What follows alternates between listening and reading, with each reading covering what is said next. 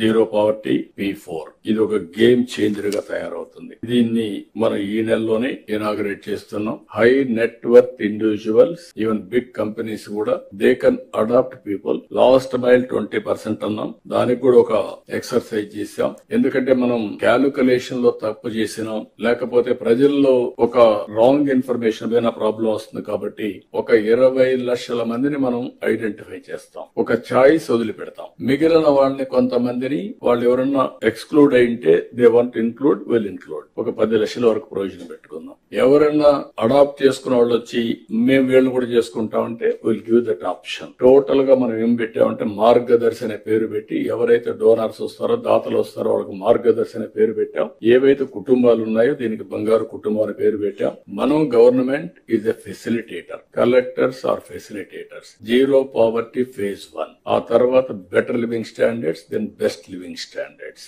ఏదైతే 54 లక్షల రూపాయలు తలసరి ఆదాయం 2047 ఉంటే అప్పుడు కూడా ఆర్థిక అసమానతలు పెరిగిపోయి పేదవాడు నిరుపేదగా ఉండడం కరెక్ట్ కాదు. ఇది కంటిన్యూగా ఎఫర్ట్ చేయాల్సిన అవసరం ఉంది. వీళ్ళు ఒకసారి పైకి వచ్చిన తర్వాత నెక్స్ట్ ఫ్యామిలీస్ ఫోకస్ చేస్తాం. ఎక్కడ ఆ ఫ్యామిలీ మీద ఫోకస్ చేయాలనో ఆ ఫ్యామిలీ వాళ్ళని అడాప్ట్ చేసిన బంగారు కుటుంబం, మార్గదర్శి ఇద్దరు కలిసి డిసైడ్ చేస్తారు. వాళ్ళు పైకి వచ్చిన తర్వాత ఓసారి బాగా ఎడ్యుకేషన్ మీరు అంతా ఉన్నారు, మనం కూడా మామూలు ఫ్యామిలీస్ ను పుట్టాం. ఓవర్ పీరియడ్ ఆఫ్ టైం మనకు ఒక అవకాశం వచ్చింది, మనం పైకి వచ్చాం. మనకంటూ ఒక సమాజంలో ఒక స్థానాన్ని ఏర్పాటు చేసుకోగలిగాం. అంటే అలాంటి వాళ్ళు ఓన్లీ 1% ఉంటారు. ఇంకా చాలా మంది మీతో పుట్టిన వాళ్ళు, నాతో పుట్టిన వాళ్ళు ఊర్లో పేదరికంలో ఉన్నారు. Is it not our responsibility? It is a social responsibility కింద అందరం కూడా ఆలోచించారు. ఇక్కడ కావాల్సిన వనరులు కాదు, మేనేజ్మెంట్ స్కిల్స్ కావాలి, బ్యాండ్ విత్ కావాలి. ఆ టైంలీ వాళ్ళకి గాని ఆలోచన విధానాన్ని ప్రభావితం చేయగలిగితే ఒక నిర్ణయం ఇట్ టర్న్ అరౌండ్.